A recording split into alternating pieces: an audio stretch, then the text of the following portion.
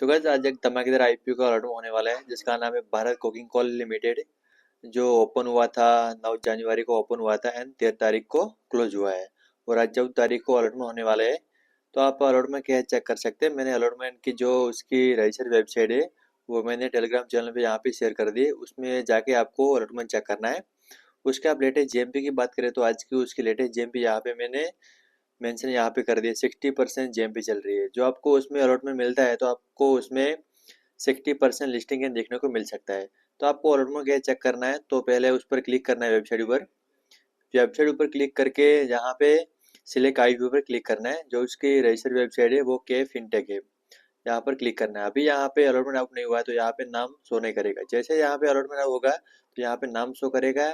उस पर आपको क्लिक करना है एंड पान नंबर पर यहाँ पे टिक करना है एंड यहाँ पे पान नंबर फिल करना है एंड सबमिट करना है। जैसे आप सबमिट करेंगे तो आपके सामने आ जाएगा कि आपको आईपीओ का अलॉटमेंट मिला है नहीं मिला है। तो इस तरह से आप के फिनटेक ऊपर जाकर अलॉटमेंट आपका चेक कर सकते हैं।